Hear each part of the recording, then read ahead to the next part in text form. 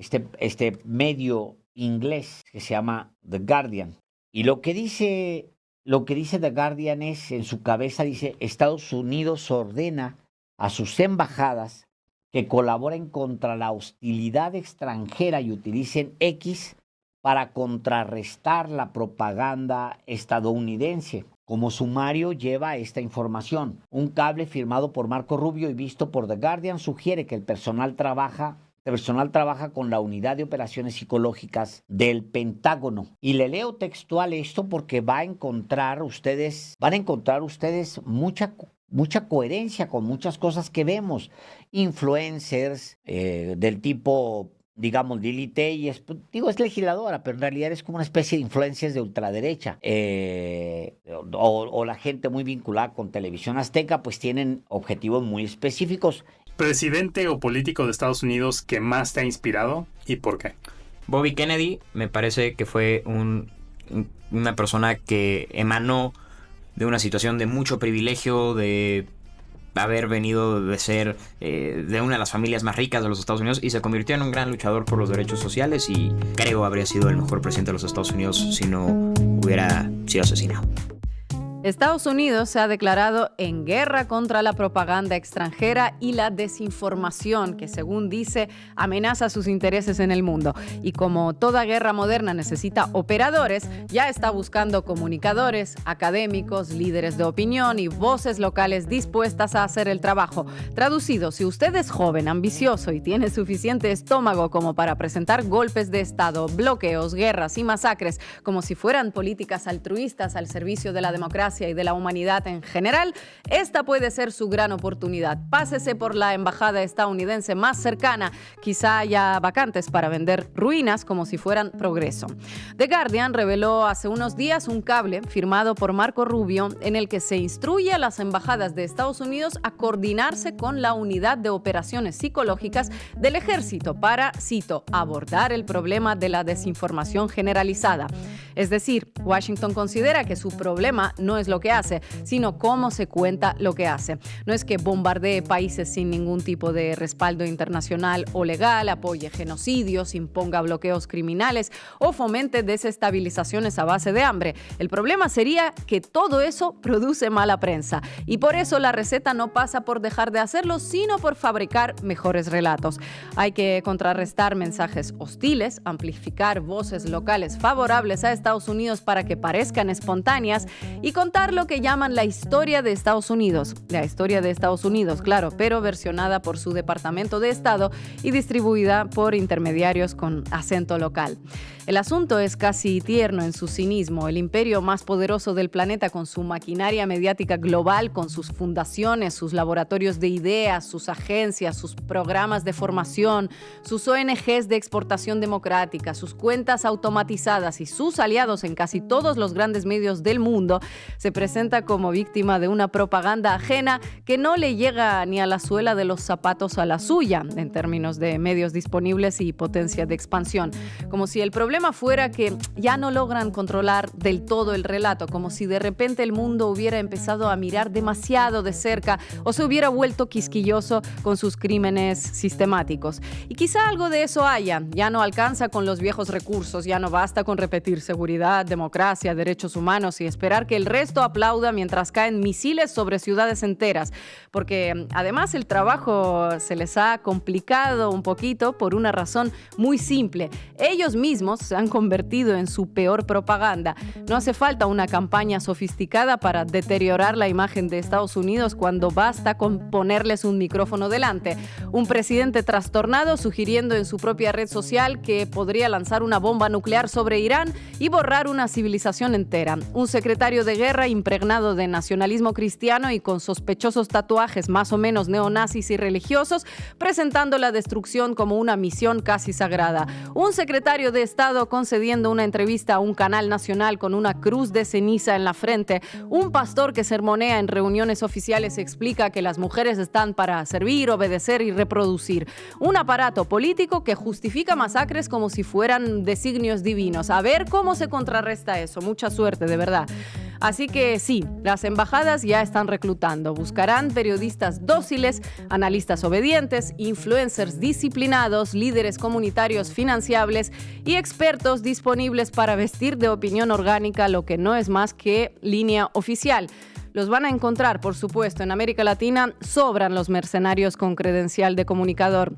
Los que siempre están dispuestos a vender como modernización lo que es sumisión y como libertad lo que es obediencia ciega a Washington. El problema no será conseguirlos, el problema será ver hasta dónde les alcanza el talento para convencer a sus audiencias de que un montón de basura imperial es en realidad un ramo de flores democráticas. Desde aquí los seguiremos con atención y con algo de saña también, como no. Porque cuando el Departamento de Estado dice que va a luchar contra la propaganda, lo que está diciendo en realidad es que quiere quedarse con el monopolio de la propaganda. Hoy en la base América Latina hablamos de las operaciones psicológicas de Estados Unidos y de su cruzada contra la desinformación para que la única desinformación disponible sea la suya. Bienvenidos y bienvenidas. La base América Latina. Buenas tardes, Marco el Bueno. ¿Te has leído entero el cable del Marco el Malo? ¿Qué dice? Cuéntanos. Bueno, vamos a meternos en cómo el Departamento de Estado, encabezado por Marco Rubio, autorizó o está pidiendo en realidad a las embajadas y los consulados que operen como centros de propaganda, podría ser la palabra exacta. Vamos a estudiar qué es exactamente lo que dice este cable preocupante, cuáles son las razones y por qué esta gran disputa por la propaganda a nivel internacional. Estefanía, la embajada ya está reclutando, pero tenemos en México a voluntarios que han estado trabajando gratis, ¿no? Todo este tiempo. Así es, Gina, hay personas que están pidiendo que la embajada los contrate o algo parecido. Vamos a hablar de unos personajes que rondan por ahí que se llaman influencers, porque parte de lo que decía Marco Rubio que había que reclutar eran influencers, pero también lo dijo ya alguien más de un país que empieza con I, termina con Rael, así que vamos a repasar cómo han ido perfeccionando este mecanismo de reclutamiento para que hagan propaganda. Y hoy contaremos con Temoris Greco, periodista independiente, documentalista, autor de 7 libros y creador del proyecto periodístico Mundo Abierto. Vamos a arrancar, Juanma. Debí tirar más datos. Con Marco Teruggi. Ocurre a veces que algunas cosas que se sabían a media voz, se intuían o venían incluso siendo denunciadas, terminan siendo confirmadas. Y en su confirmación se agravan las implicancias. ¿A qué me refiero? A la noticia que dio hace unos días el medio británico The Guardian, donde hizo público un cable diplomático firmado la semana pasada por el secretario de Estado de los Estados Unidos, Marco Rubio. Primero, ¿qué es un cable diplomático? Es un mensaje secreto con, en este caso, instrucciones dadas por Rubio a las embajadas y consulados de Estados Unidos en el mundo. ¿Qué decía ese cable al que accedió The Guardian y luego también la agencia Reuters? Que las embajadas y los consulados, es decir, las representaciones diplomáticas de los Estados Unidos en el extranjero, deben poner en marcha campañas coordinadas contra la propaganda extranjera. O sea, voy a decirlo de la forma más neutra para empezar. Las embajadas y consulados en cada uno de nuestros países, acá en la Ciudad de México, allá en Buenos Aires, en Brasilia, en Lima o en Bogotá, deben poner en pie campañas mediáticas contra los enemigos de los Estados Unidos. Y para eso deben realizar una serie de pasos que vamos a detallar en esta sección y agárrense bien porque esto es muy importante. Pero antes de eso, Ina, si te parece, hagamos una primera reflexión conceptual, diríamos, de este asunto. Bueno, lo primero es que aparece a la luz que las embajadas y consulados comenzarán a ser centros de propaganda de Estados Unidos. Digo comenzarán, aunque seguramente ya lo sean. Lo segundo es que en la forma en la cual está planteado existe una trampa de sentido. Se afirma que las potencias adversas a Washington hacen propaganda antiestadounidense, mientras que Estados Unidos hace información o desmonta la propaganda enemiga. Y esto es esencialmente falso. No que otros países no hagan propaganda, en particular en estos tiempos de guerra, sino que lo que hace Washington no sea propaganda. Y ojo, además la propaganda no es necesariamente algo malo en sí, puede ser mala por su calidad o por sus objetivos. Claro, el problema son las mentiras usadas para hacer propaganda, algo en lo cual Washington tiene todos los postdoctorados del mundo. ¿Les suena si les digo armas de destrucción masiva, si les digo cártel de los soles, si les digo ataque inminente de Irán a Estados Unidos? Bueno, eso es exactamente propaganda con noticias falsas, con consecuencias que todos conocemos. Bien, tengamos eso en cuenta para separar conceptualmente propaganda y noticia falsa en medio de esta sección y tener en cuenta cómo Estados Unidos se presenta como portador de la verdad contra la propaganda de sus enemigos. Dicho esto, desgranemos ahora en qué consiste la estrategia de contrapropaganda planteada por el Departamento de Estado en el cable diplomático visto por The Guardian y Reuters. Veloz, vos que sos experta en este asunto de comunicaciones, adelante. Bueno, del cable se desprenden varias cosas muy importantes. Primero, que una de las instrucciones dadas a las representaciones diplomáticas es trabajar con la plataforma X, sí, con la red social que Elon Musk compone el año 2022, a la que le quitó los equipos de moderación y seguridad y que puso al servicio en el 2024 de la campaña de Trump y sus aliados globales. O sea, sin dudas, una de las redes más plagadas de noticias falsas. No lo digo yo, lo dijo, por ejemplo, la Unión Europea en diciembre del año pasado, cuando multó a la plataforma de Musk con 120 millones de euros por incumplir sus obligaciones de transparencia, como diseño engañoso de su marca de verificación azul, la falta de transparencia de su repositorio de publicidad y la falta de acceso de los investigadores a los datos públicos. Bueno, el Departamento de Estado plantea que esta red tan cuestionada debe ser uno de los instrumentos centrales para combatir la desinformación antiestadounidense. El chiste se cuenta solo. Y no solo eso, sino que dice con qué función específicamente, no solo a través de posteos, sino de la utilización de las notas de la comunidad, por ser un instrumento innovador y colaborativo. Ubican esas notas, ¿no? Esos comentarios que pueden hacerse debajo de una publicación de X para agregar contenido, corregir, denunciar. Bueno, la estrategia ahora es utilizar esa función para atacar publicaciones que el Departamento de Estado considere como propaganda antiestadounidense. Así que una primera lección, lo que puede aparecer como espontáneo, como comentarios a un post, puede resultar ser en realidad una estrategia financiada por Estados Unidos. Y la pregunta conectada a esto sería, ¿quiénes serían los encargados de hacer estas acciones? Porque imagino que no alcanzará con que tuiteen embajadores, cónsules y personal diplomático, ¿no?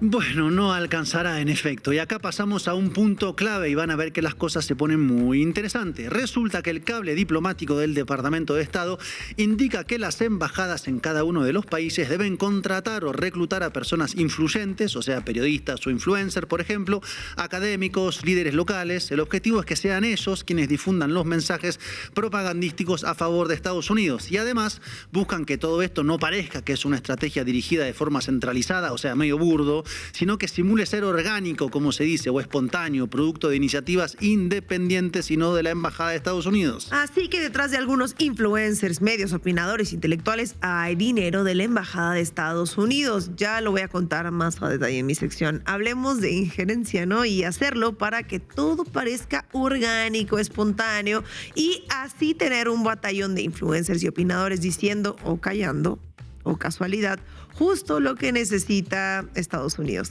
Y esto no es todo, no, porque hasta acá podría parecer algo artesanal, digamos, pero no lo es para nada. Resulta que se ordena en el cable que todo esto se haga en articulación con la Unidad Militar de Operaciones Psicológicas del Departamento de Guerra. Bueno, acá hago una pausa. Quienes no sabían, el Departamento de Guerra, el que conduce el ex presentador de Fox, Pete Hegseth, tiene una unidad dedicada a la guerra psicológica.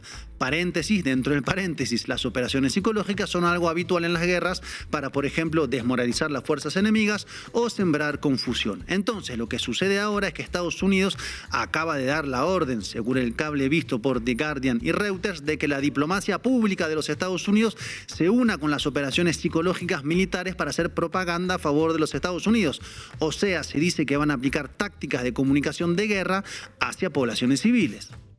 Tampoco crean que esto es nuevo, es una confirmación de algo que fue denunciado, que es utilizar instrumentos de guerra psicológica contra ejércitos, pero contra población civil.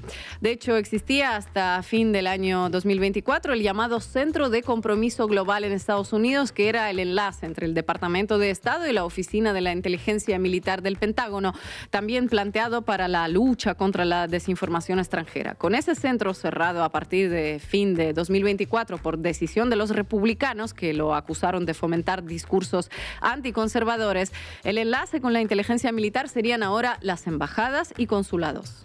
Pongamos un ejemplo de acciones realizadas para graficarlo. Resulta, por ejemplo, que durante la pandemia, todos la recordarán, según descubrió la agencia Reuters, los equipos de operaciones psicológicas del Pentágono de los Estados Unidos utilizaron cuentas falsas en redes sociales para atacar la vacuna china contra la COVID-19. Cito, comillas, su objetivo era sembrar dudas sobre la seguridad y eficacia de las vacunas y otros suministros médicos vitales provenientes de China. Mediante cuentas falsas en Internet suplantaba la identidad de filipinos, porque era para Filipinas esta campaña. La propaganda militar se transformó en una campaña antivacunas. Y adivinen, esa campaña llevada adelante por el ejército comenzó con el gobierno de Trump y lo siguió el gobierno de Joe Biden. Lo dice Reuters, no lo dice antiimperialistas.com. Así que ya saben, Estados Unidos dio la orden de utilizar fórmulas de operaciones psicológicas militares contra población civil, reclutar a influencers y académicos, centrar mucho esfuerzo en X y hacerlo vía embajada y también vía lo que llaman espacios americanos, que son espacios como por ejemplo centros culturales, bibliotecas o centros de intercambio que Estados Unidos financia en países de todo el mundo. Todo esto, según el cable, con objetivos como, dice, contrarrestar los mensajes hostiles contra Estados Unidos, exponer el comportamiento del adversario, puede ser China, Irán, Rusia, Colombia, México o quien sea, dar voz a quienes apoyan los intereses estadounidenses a nivel local o promover lo que es denominado como contar la historia de Estados Unidos. Ya se pueden imaginar lo objetiva y verdadera de la historia de Estados Unidos, que será contada llena de palabras como libertad, democracia y derechos humanos. Nada de propaganda, no. Y esto ocurre en un contexto donde Trump está atravesando serias dificultades narrativas a nivel internacional. Lo dice el artículo de Guardian. Ojo a esto. Estados Unidos está en guerra con Irán, cuyo gobierno lleva décadas operando uno de los aparatos de desinformación estatal más sofisticados y prolíficos del mundo. Y mientras las operaciones de influencia rusas y chinas, estamos todos, siguen teniendo como objetivo a los aliados estadounidenses en Europa, Asia y América Latina. Bueno, tener aparatos de desinformación estatal es exactamente lo que hace Estados Unidos, salvo que, como decíamos, en vez de propaganda o desinformación, dicen hacer información verdadera. Y hay algo más, porque el cable diplomático señala a los actores contrarios a sus intereses con nombre y apellido, como las organizaciones estadounidenses Code Pink y People Forum, organizaciones sobre las que la subsecretaría de Diplomacia Pública del Departamento de Estado, Sarah Rogers, ya había presentado un informe al Congreso acusándolas de ser vectores de operaciones de influencia china en Estados Unidos. ¿Cuánto olor a persecución interna y a ese macartismo del siglo XXI?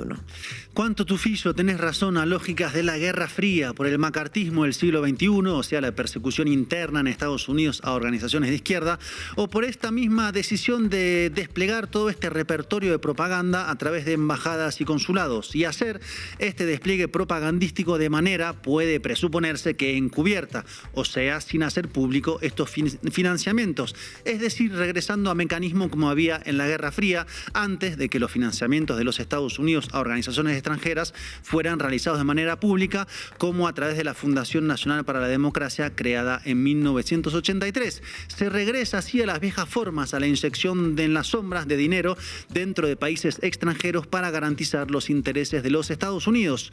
¿Por qué estas viejas formas ahora? Tal vez porque, por ejemplo, la administración Trump desmanteló herramientas como la Agencia de los Estados Unidos para el Desarrollo Internacional, mejor conocida como USAID, que financiaba numerosos medios de comunicación y ahora deben recurrir a formas ad hoc. O porque, efectivamente, estamos ante un gobierno estadounidense que concibe que estamos en una lógica de Guerra Fría y que debe volverse a viejos métodos, ayornados, claro, con todas las herramientas que ofrece la tecnología actual. Tal vez, vamos a ver, lo que es seguro es que estamos en un tiempo de rupturas que van a acelerarse cada vez más. Muchas gracias, Marco. And it's an honor to be the President of the United States. Our country is doing so well, like it has never done before. You'll see that very shortly. And things that we've done have not been done before. We've broken every record on the stock market.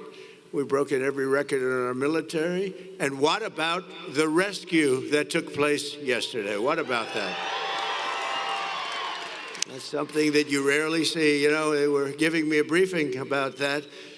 And they said, normally when you're in very hostile territory, and I don't think it gets much more hostile than Iran, they're capable fighters, they're very tough people, and there are others like that. You don't mind when the enemy is weak, but that enemy is strong.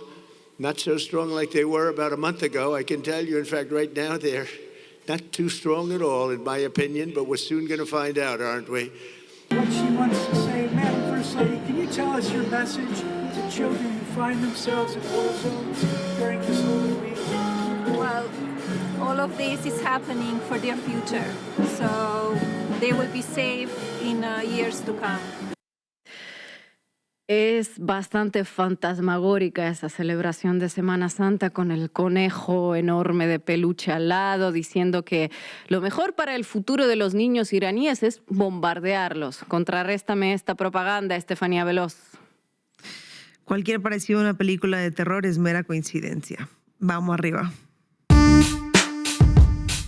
Cuéntamelo todo y exagera con Estefanía Veloz. Hoy vamos a hacer algo distinto. En lugar de analizar un solo artículo, vamos a construir juntas una guía práctica. La pregunta es sencilla. ¿Cómo sabes si tu influencer favorito, o sea, esa persona que genera contenido en redes sociales y que a veces tiene más audiencia que un noticiero completo, está operando como vocero de una embajada extranjera? Y la respuesta no la inventamos nosotras. Como dice el dicho, no odies al mensajero, en este caso a la mensajera. Así es, la respuesta a la pregunta que hizo Estefanía la dio el propio gobierno de Estados Unidos en una directiva diplomática clasificada que filtró The Guardian, como les contábamos, y que Reuters confirmó de manera independiente con este titular. Marco Rubio insta a los diplomáticos estadounidenses a usar X para luchar contra la propaganda antiamericana. Bueno, como ya contaba Marco Teruggi, no Marco Rubio. De hecho, para efectos de este programa le llamaremos Marco Bueno a Marco Teruggi. En fin, el documento firmado por el secretario de Estado, Marco Rubio, ordenó a todas las embajadas y consulados del mundo reclutar influencers académicos y líderes comunitarios locales para difundir mensajes que se sientan, y cito del reportaje de Reuters, localmente orgánicos, no dirigidos centralmente. Les ordena, RDENA, coordinarse con la Unidad de Operaciones Psicológicas del Pentágono y designar a la plataforma X de Elon Musk como herramienta oficial. Y todavía hay quienes preguntan si las redes sociales son espacios libres y democráticos. Esta es la primera vez que una guía oficial del Departamento de Estado respalda por nombre a una plataforma privada para operaciones diplomáticos. Esto se los digo como un contexto rapidísimo, porque lo que nos interesa hoy es lo que pasa cuando bajas de la teoría a la práctica y te preguntas, ¿esto ya está ocurriendo en México? Y tengo la impresión que la respuesta es sí. Así es, la respuesta, Marco Bueno, la dan las propias publicaciones de la Embajada de Estados Unidos en México con sus podcasts, los registros del Departamento de Justicia de Estados Unidos, las investigaciones de procesos, sin embargo, y Rest of World, y hasta un video de Netanyahu hablando a sus influencers en Nueva York. Así que vamos por partes. Porque de hecho hoy les construimos una guía con 5 puntos o señales y cada una tiene pruebas. A ver, Estefanía, esto suena bien. Danos el primer punto.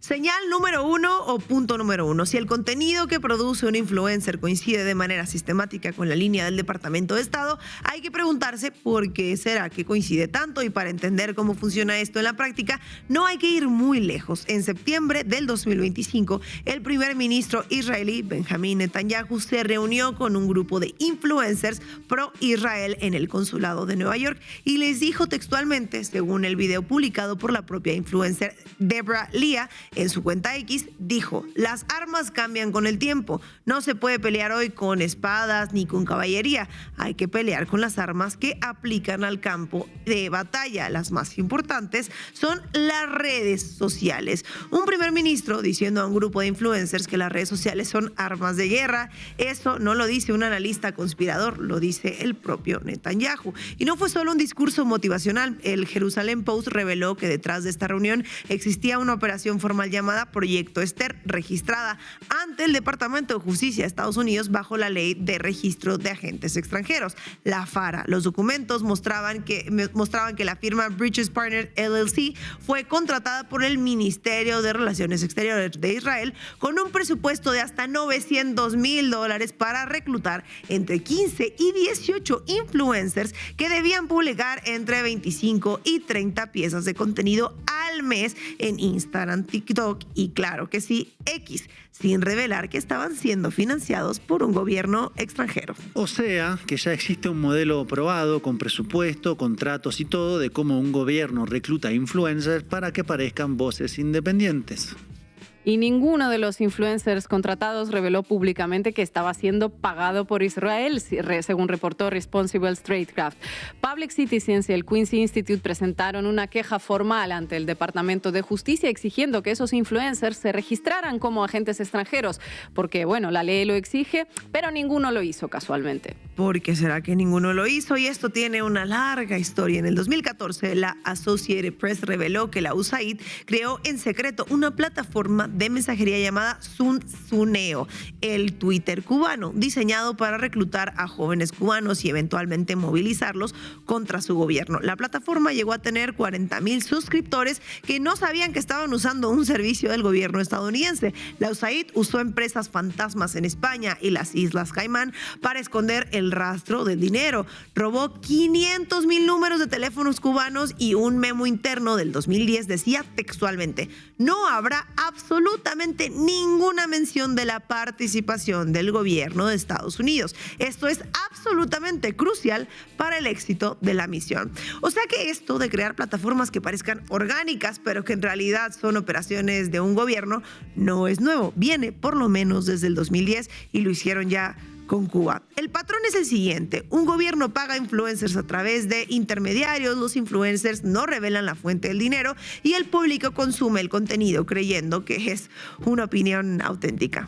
Ahora, ¿qué pasa cuando es Estados Unidos el que hace lo mismo en otros países, Estefanía? Bueno, ahí es donde entra México. Señal número 2 o punto número 2. Fíjate para quién trabaja tu influencer favorito, quién lo financia o cuál es su estructura detrás del medio, en qué medios trabaja, todas esas cosas que les contamos aquí. Bien, hablemos por ejemplo del influencer Van Pipe, cuyo nombre real es Luis Felipe Guzmán, como invitado en el tercer episodio de un podcast que la propia embajada produce y que se llama Voces sin Frontera. Van Pipe tiene más de 170,000 seguidores en X, su perfil está verificado como Media Personality y desde 2009 produce memes y contenido político que ataca de manera constante a la izquierda. Bueno, pero que alguien critique al gobierno, a la izquierda, no lo convierte automáticamente en agente de una embajada. Claro está, hay mucha gente que cuestiona al gobierno legítimamente, ¿no? ¿Qué lo hace distinto a él en este caso? La diferencia está en la cadena de vínculos, Marco el Bueno. Van Pipe no es un creador independiente que hace contenido desde su cuarto. Van Pipe colabora con Latinus, donde tiene un segmento regular que se llama Sátira Surrealista. Latinus, asimismo, opera a través de la empresa BCG Limited Consulting, registrada en Delaware, lo cual le otorga una plataforma de difusión binacional, digamos. En resumen, el medio donde trabaja el influencer que la Embajada de Estados Unidos invita a su podcast fue fundado con dinero vinculado a la familia del expresidente del PRI, está registrado en un paraíso fiscal de los Estados Unidos, es sistemáticamente contrario al gobierno mexicano. Y Rest of World describió a Latinus como un medio que opera más como un aparato político que como una sala de redacción, con lo que llama un riguroso sistema de 3 líneas, que es un método de organización más común en partidos políticos que en redacciones periodísticas. Señal número 3 o punto número 3, que la embajada lo invite formalmente a sus plataformas o a sus eventos, y aquí es donde entra otro nombre. La Embajada de Estados Unidos en México también entrevistó al TikToker famoso Gerardo Vera, conocido como el político de TikTok, quien tiene más de 2 millones de seguidores, y la entrevista fue publicada en la página oficial de Facebook de la embajada con el texto: entrevistamos a Gerardo Vera, el político de TikTok, hablamos sobre desinformación. Es él quien al principio de este programa dice que admira a Bobby Kennedy. Entonces, la Embajada de Estados Unidos en México entrevista a un TikToker para hablar de desinformación, y al mismo tiempo existe una directiva que instruye a las embajadas a reclutar creadores de contenido locales. ¿Y quién define qué es desinformación y qué es propaganda antiestadounidense? ¿La propia embajada? El chiste se cuenta solo. Esa es exactamente la pregunta que hay que hacerse, o sea que no es que les indiquen qué publicar como si fuera un dictado. El sistema es un poquito más sofisticado. Los escucha, los valida, les da un marco de pertenencia y después ellos producen contenido que parece propio. Eso es orgánico, pero que responde a una estrategia coordinada, o por lo menos eso parecería. Continuemos con el punto número 4, que la plataforma donde opera el influencer ya haya sido señalada como herramienta oficial de propaganda gubernamental. Y para entender la dimensión de lo que estamos hablando, hay que saber qué son las operaciones psicológicas del Pentágono, que ya mencionaba Marco Bueno, porque no son un concepto abstracto, ¿no? Operaciones psicológicas, algo clave en las guerras, es lo que les estaba comentando en mi sección. Sirve para debilitar psicológicamente al adversario o al enemigo, mejor dicho. Y estas operaciones no son nuevas en la región. El Comando Sur, South Command, tiene operaciones MISO documentadas en Brasil, Colombia, Salvador, Ecuador, Guatemala, Honduras, Panamá, Perú, Venezuela y otros países. Los llamados Military Information Support Teams, los MIST, operan directamente desde las embajadas de Estados Unidos. En Colombia, por ejemplo, hay un equipo MIST operando desde la Embajada de Bogotá desde 1992.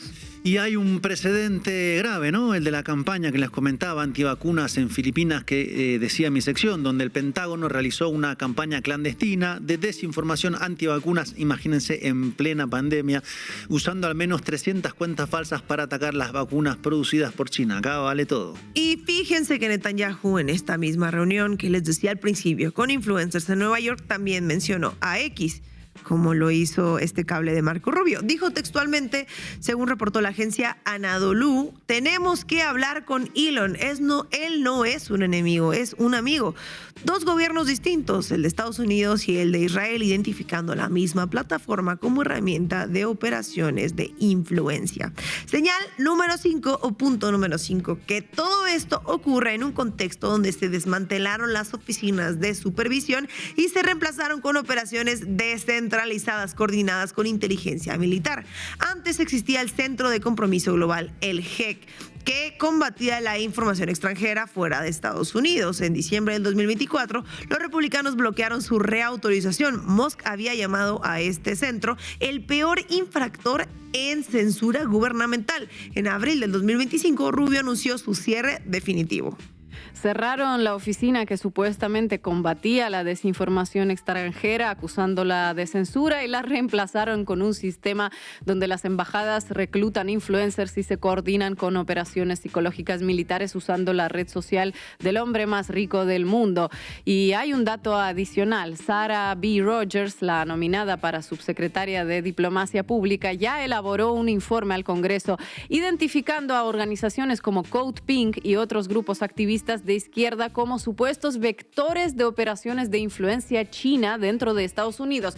Ya están clasificando a organizaciones civiles como blancos legítimos. Bueno, pero todo esto que estamos diciendo sobre Estados Unidos en general, ¿qué tan específico sería en el caso de acá de México? Bueno, la Embajada de México es la más grande, o la Embajada de Estados Unidos en México es la más grande del mundo. El Universal reportó que la nueva sede tiene 7 pisos, galería de arte, y que la inversión fue de más de $1,000 millones. En la inauguración de diciembre del 2024, el Universal documentó que entre los asistentes había influencers, además de empresarios y funcionarios.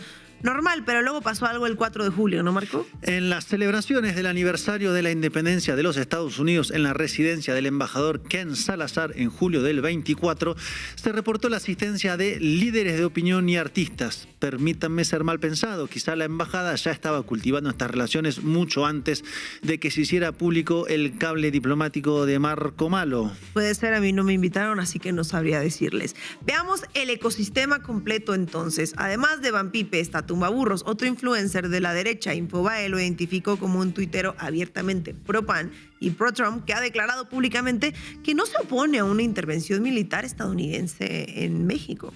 Un mexicano que dice públicamente que no se opone a que Estados Unidos invada México. Ese ya ni necesita que la embajada lo reclute.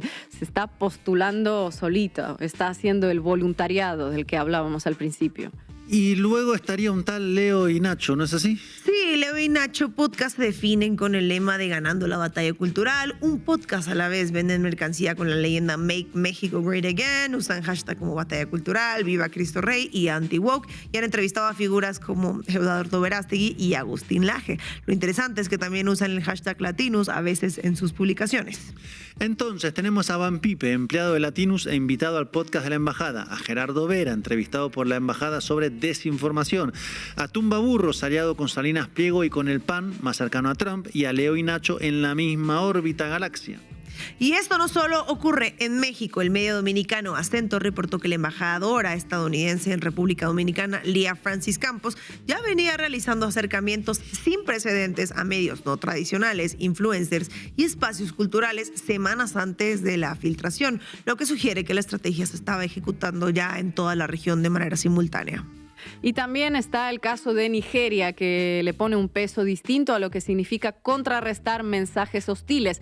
El Kansas City Defender reportó que la Embajada de Estados Unidos en Nigeria solicitó a la policía secreta nigeriana que arrestara a 2 ciudadanos por publicar tweets críticos contra Estados Unidos e Israel. Esos serían los prisioneros, uno de los primeros de esta guerra contra lo que Rubio llama discurso antiestadounidense. Entonces, por un lado, reclutan voces a favor y por el otro lado persiguen voces en contra. La moneda tiene 2 caras. Y quiero decir algo sobre lo que acabamos de hacer hoy porque creo que es importante. Hay quienes dicen que el análisis de medios es un ejercicio infértil, que da lo mismo lo que digan los titulares, que la gente ya lo sabe distinguir. Pero lo que acabamos de documentar muestra lo contrario. Gobiernos con presupuestos millonarios están invirtiendo en controlar lo que se dice, quién lo dice y dónde se dice. Netanyahu lo dijo con todas sus letras. Las redes sociales son las armas del campo de batalla actual. Israel destinó $150 millones a lo que llama diplomacia pública. Si los gobiernos más poderosos del mundo saben qué importa quién habla, desde qué plataforma y con qué dinero, entonces nosotros deberíamos saberlo también. Eso es exactamente lo que hacemos cuando analizamos medios. Nuestra teoría es la diferencia entre consumir información y consumir propaganda sin saberlo. Cada vez que exponemos una estructura de propiedad, cada vez que rastreamos una fuente, cada vez que preguntamos quién financia un medio, estamos haciendo exactamente lo que estos programas no quieren que hagamos: señalar al mensajero. Esto no es un capricho, es una necesidad, porque del otro lado hay presupuesto de miles de millones de dólares apostando a que nadie lo haga. Y por esto, esta guía también es una suerte de herramienta de análisis. La próxima vez que aparezca un creador de contenido independiente que cumpla con estas señales, ya sabremos exactamente qué preguntas habría que hacer. Gracias, Estefanía.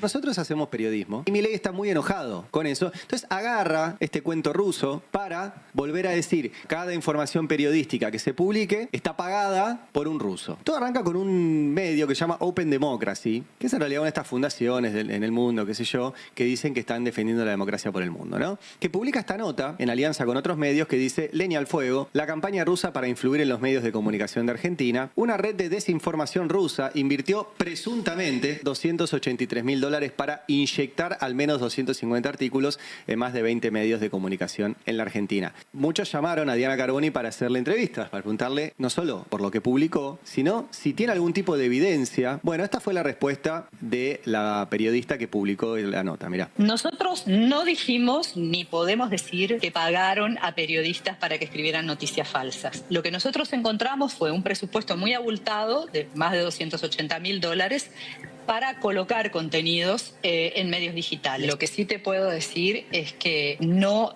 tengo ninguna evidencia de que haya habido ni medios, ni editores, ni periodistas que supieran que estaban publicando contenido promocionado por un gobierno extranjero. Si lo único que accedieron es una planilla que no pudieron verificar, que habla de montos presuntos, que no saben si alguien lo cobró y que además dicen, según lo que sabemos, ningún medio lo cobró y ningún periodista cobró.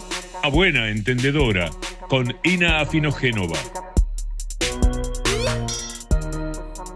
Y ahora de los villanos reales pasemos a los villanos imaginarios. Mientras Estados Unidos recluta influencers para promover el bien, Rusia también lo hace, pero como ya saben, nada bueno puede venir de esa tierra fría y oscura. Solo influencias malignas. El portal Open Democracy, junto a otros medios, publicó una investigación acerca de una campaña de influencia financiada por Rusia y que se desarrolló en más de 30 países de América Latina y de África.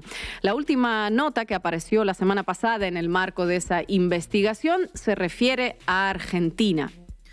Durante el 2024 y con el trasfondo de apoyo de Javier Milei a Ucrania, Rusia había financiado operaciones de propaganda destinadas a publicar contenido negativo acerca del gobierno libertario. ¿Qué dice esta investigación? ¿Hay pruebas? ¿Quiénes la realizaron? Y aún más importante, ¿quiénes financiaron a quienes la realizaron? Vamos paso a paso. Según Open Democracy, la entidad encargada de hacer la campaña prorrusa se llama La Compañía, un tentáculo que habría surgido de la empresa militar extinta Wagner. Tras la muerte de Yevgeny Prigozhin, el dueño de la empresa, algunos de los activos que mantenía en el mundo habrían pasado a ser dirigidos por el Servicio de Inteligencia Exterior de Rusia. El encargado de las operaciones en Argentina habría sido un tal Alexei Shilov, quien se ocupó de organizar y llevar a cabo una operación sociopolítica para desacreditar la política pro-ucraniana de los dirigentes de Argentina. Eso nos cuentan. Los investigadores señalan que la actividad de la compañía consistió en instalar una red para la distribución de contenidos en los medios de comunicación argentinos y en el segmento local de las redes sociales. Agregan que al menos 250 noticias, análisis y artículos de opinión fueron publicados en más de 20 medios digitales entre junio y octubre del año 2024. Para ello, se habría destinado un presupuesto de $283.000. Muy bien por Putin, que hace campañas en oferta y cuida los recursos del contribuyente ruso. El presupuesto habría sido destinado a pagar y publicar las notas. Según los registros, la más barata costó $350 y la más cara $3.100. Pero en los registros no aparecen quiénes fueron los beneficiarios, si los periodistas, si los medios de comunicación o algún otro eslabón. ¿Qué tenemos hasta aquí entonces? Bueno, un presupuesto enorme para el bolsillo individual de cada uno de nosotros, pero insignificante para una campaña de influencia realizada por un Estado. Además, los autores de la investigación nos aclaran que no saben si los pagos se pudieron realizar, ya que no lo pudieron verificar. O sea, que tenemos una campaña que costó $283.000 o que tal vez no costó nada. Pues bien, ¿qué difundían esos malignos compatriotas míos? Open Democracy nos cuenta que el contenido consistía principalmente en malas noticias y comentarios críticos sobre la, atención, situación económica de Argentina. Porque claro, todos sabemos lo bien que le va a Argentina económicamente, ¿verdad? Entre los medios implicados, la mayoría tiene una orientación crítica hacia el gobierno. Muchos son medios pequeños con un alcance súper limitado, pero en la lista también aparecen algunos con otra orientación. Uno es Infobae, nuestros vecinos, uno de los portales más vistos en Latinoamérica, que es de origen argentino y que no oculta su alineamiento con Estados Unidos. Lo he demostrado en bastantes titulares. Los investigadores señalan que los artículos habían sido ofrecidos gratuitamente a los medios de comunicación por un tercero descrito como una agencia de prensa, consultora o un intermediario. Muchos de los artículos fueron publicados sin firmas, mientras que otros salieron con firmas ficticias. Algunos de los periodistas imaginarios son Manuel Gotzin, Gabriel Di Taranto, Juan Carlos López y Marcelo Lopreyato, todos personajes inexistentes. Di Taranto aparece firmando 20 artículos en 3 sitios web diferentes y se lo describe como titular de un máster en comunicación por la Universidad Nacional de Avellaneda. Sin embargo, la universidad no tiene registro suyo y su foto de perfil fue generada mediante inteligencia artificial. La investigación se sostiene en 76 documentos a los que habría accedido un medio sudafricano, The Continent. Luego, un consorcio periodístico integrado por los portales de Open Democracy, Dossier Center y iStories, All Eyes on Wagner y Forbidden Stories realizaron la investigación y la publicación conjuntamente. Veamos entonces qué tenemos detrás de estas organizaciones. Open Democracy está financiada por fundaciones mayoritariamente de origen estadounidense. Solo la Fundación Fundación Ford aportó más de $2 millones, casi 10 veces lo que habría costado la operación maligna. A diferencia de lo que ocurre con los pagos realizados por Rusia, no comprobados, este sí que lo podemos dar por confirmado, ya que la fuente es la propia beneficiaria. Y se pone todavía más interesante si vamos a ver qué hay detrás de otra de las organizaciones, el Dossier Center. ¿De qué se trata? Su página la podemos encontrar en inglés y en ruso y está dedicada a publicar contenido con una orientación contraria al presidente Vladimir Putin. ¿Quién financia el Dossier Center? Bueno, Mikhail Jodorkovsky. Para encontrar este financiamiento tampoco necesitamos documentos misteriosos porque lo dice en su página. ¿Y quién es Mikhail Jodorkovsky? Se preguntarán ustedes. Bueno, es uno de los famosos oligarcas rusos, ahora muy opositor. Es uno de estos personajes que tras la caída de la Unión Soviética se volvió extremadamente millonario, básicamente quedándose con los activos que pertenecían a todo el pueblo soviético y fugando las ganancias a los paraísos fiscales y gastando sus millones. Ahora muy opositor desde hace muchos años. Jodorkovsky cayó en desgracia en el año 2004 y fue encarcelado, llevado a juicio y condenado. Luego Putin le otorgó un indulto. Actualmente vive en Londres y se lo considera uno de los enemigos más acérrimos del presidente ruso. Uno de los medios señalados por haber publicado estas notas es un portal que recomendamos ya que publica buenos materiales. Se llama El Grito del Sur. Consultado, su director Yair Sibel acerca de si fue pagado por Rusia respondió con humor: nuestro medio respalda fervientemente a la Federación Rusa en su conflicto con Ucrania, a Palestina en el genocidio al que lo somete Israel y la Argentina en su reclamo por las Malvinas. Nuestro comité editorial en plenitud anhela que las tropas rusas de Putin avancen hasta tomar Londres y hará su humilde aporte comunicacional para que eso se concrete. Mientras eso ocurre en Argentina, en Colombia, Forbes y Radio Caracol también encontraron otra campaña rusa. Es llamativa la sincronía con que ocurren estas cosas, ¿no? En este caso, destinada a entrenar a más de 1,000 influencers, periodistas y creadores de contenido en toda América Latina. Esta denuncia está aún más floja de papeles, pero sirvió para instalar esta narrativa en Colombia y sirvió bastante bien. ¿Cuál es nuestra conclusión? Bueno, de un lado tenemos una campaña chapucera, poco financiada, realizada en medios pequeños. Además, quienes la denuncian dicen que no pudieron comprobar algunas cositas y que no encontraron algunos papeles. Enfrente tenemos otra campaña bien profesional, nada chapucera, que se realiza a través de los grandes medios y que cuenta con financiamiento millonario. Esta primera campaña sirvió para dos cosas. Una de ellas es ocultar la campaña que está realizando Estados Unidos y que antes nos contaba Marco. La segunda es cambiar la agenda en Argentina. El gobierno de Milei está acorralado por los casos de corrupción que se multiplican. Hoy los medios argentinos tienen a mano un recurso para no hablar de ello, porque es mejor hablar de la maligna influencia rusa. The weapons change over time. You can't fight today with swords. That doesn't work very well. But we have to fight with the weapons that apply to the battlefields in which we're engaged. And the most important ones are on social media. And the most important purchase that is going on right now is followers. TikTok, number one. And I hope it goes through because it can be consequential.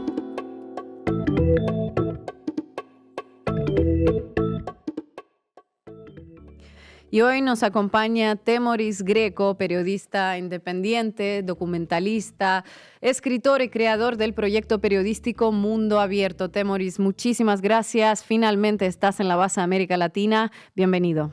Es un gustazo, Estefanía, que gusto verte y estar con ustedes en la base América Latina. Temoris, este cable aparece como algo novedoso, que las embajadas van a buscar comunicadores, que los van a reclutar, pero sabemos que más o menos esas estrategias de Estados Unidos para captar medios y influencers existen desde hace un tiempo. En tu opinión, ¿qué hay de novedoso en esta nueva campaña de reclutamiento? Es que, no hay nada de novedoso. Tal vez la orden abierta de emplear la estructura diplomática de Estados Unidos para eso, pero en realidad todas las potencias lo hacen y muchos, China y Estados Unidos lo hacen, potencias medias y grandes como Rusia, como Irán, obviamente Israel lo hace, lo que pueden ir lo que pueden ir haciendo es innovar en algunas partes de la estrategia. Por ejemplo, Israel ha puesto mucho énfasis en la optimización de la inteligencia artificial para lograr que los grandes modelos del lenguaje den las respuestas que favorecen a su proyecto. O sea, se van adaptando. Pero creo que lo que más me llamó la atención es todo lo que revela de cómo se sienten en Estados Unidos, pues en declive, o sea, en una derrota argumentativa. Porque lo que revela, o sea, el cable fue emitido por Marco Rubio y de inmediato llega, o sea, en cuestión de horas llega a manos del periódico The Guardian, que lo analiza y lo publica. O sea, alguien dentro de la estructura del Departamento de Estado lo recibió y lo filtró de inmediato a The Guardian. Esto revela descontento adentro del Departamento de Estado, un descontento que puede ser con el ataque que están anunciando o la ofensiva contra Irán, que puede ser en general contra las políticas, contra la política exterior de Trump, o en concreto porque los quieran usar para estas operaciones de opinión pública, que normalmente pues están reservadas al ejército, como las PSYOPs, ¿no? Operaciones psicológicas. Pero de inmediato salió, y el cable está redactado en términos de quien siente que está cayendo por un desfiladero. O sea, hay una sensación que se transmite que es de urgencia, que les están diciendo, tenemos que contener las otras narrativas que están dañando a Estados Unidos. Ellos lo plantean como que dañan a Estados Unidos, pues dañan a Estados Unidos y sobre todo a la administración Trump. Pero hay un sentido de urgencia, están en problemas.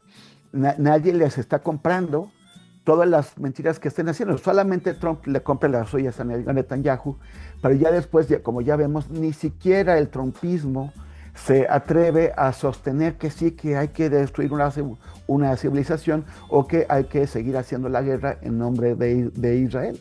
Hay una debacle narrativa que está sintiendo el trumpismo, y entonces por eso reaccionan recurriendo a todos los instrumentos que tienen, como estas estrategias que tratan de asociar. Que el truco es no meter publicidad abierta, sino disfrazar su propaganda como algo orgánico, que es algo que está especificado en el documento. Quieren que parezca orgánico, quieren que haya académicos, que haya influencers, que haya personas, periodistas, personas con credibilidad, porque parece que sí piensa lo que está diciendo y no que son instrucciones pagadas por el Departamento de Estado. Temoris, gracias por estar en la base América Latina. En base a lo que veníamos conversando, ¿cómo detectarías a estos medios o influencers en México? En particular porque algunos financiamientos no son públicos. Creo que es importante hacer el seguimiento de largo plazo de tus fuentes de información. O sea, que hacer el seguimiento para que puedas irlas conociendo. Yo creo que es muy difícil que haya, por ejemplo, medios de información absolutamente creíbles. Sí hay medios independientes, pero incluso los medios independientes creen en ciertas cosas, se traen una agenda y lo hacen de manera abierta. Otros lo hacen de manera oculta. Y sobre todo siempre tenemos que preguntarnos quién está detrás de quién paga qué en cuanto a medios. Si estás pensando en un canal que paga la extrema derecha de Estados Unidos, pues entonces ya te imaginas cuál es su postura. Si es un canal que pertenece a un gobierno, por ejemplo, Al Jazeera pertenece al gobierno de Qatar, pues entonces sabes que tiene que refleja el pensamiento o los intereses del gobierno del Emirato de Qatar, y así con cada uno. En cuanto a influencers es más difícil porque no transparentan cuáles son sus ingresos. No sabemos quién está pagando a tal o tal. Por ejemplo, hace unos meses, creo que en julio pasado, Netanyahu fue a Nueva York y se reunió con influencers y les ofreció $7,000 por cada publicación, pequeña publicación, por cada post que pusieran defendiendo las posturas del Estado de Israel.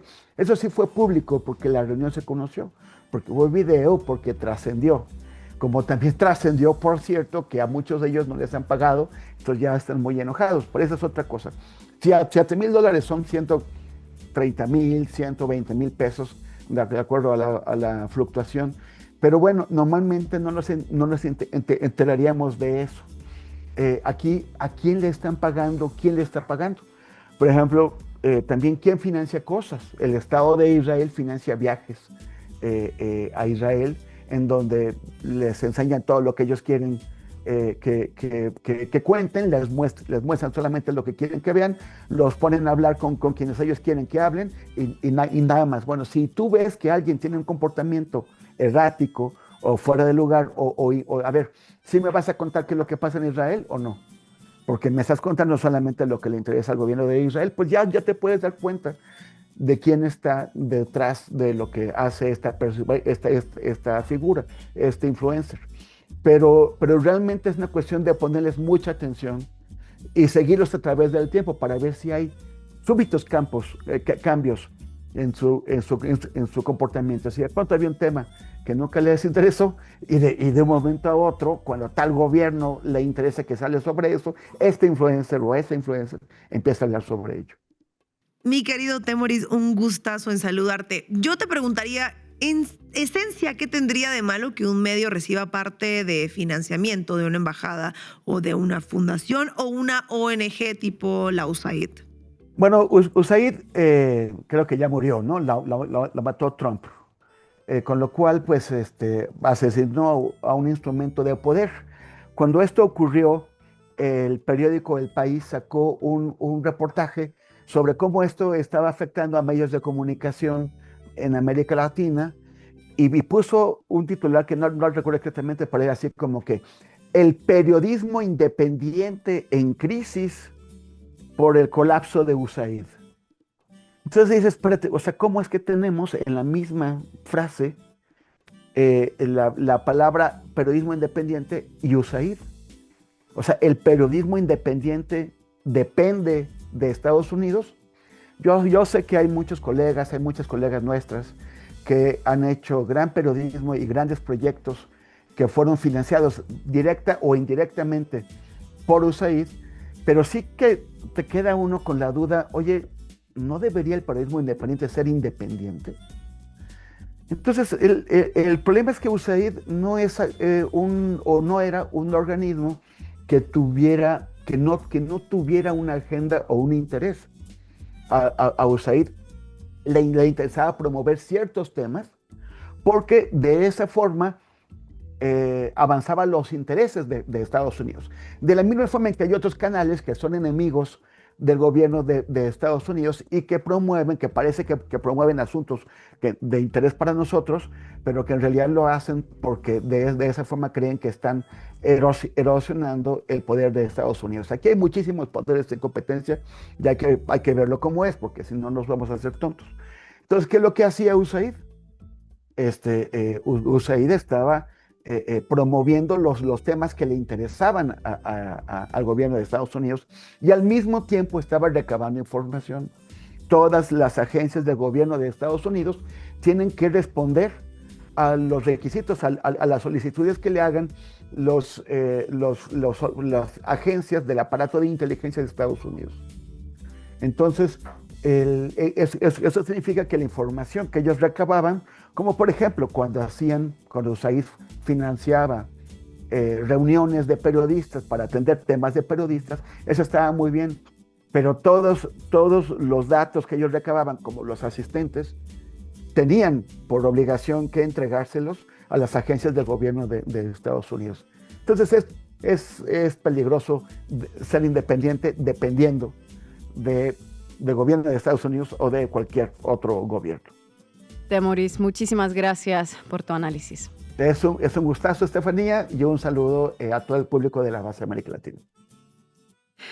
Y llegamos al final de este programa. No se olviden de seguirnos en nuestras redes sociales para detectar la información de la buena de esta propaganda que se va a difundir al parecer cada vez con más insistencia.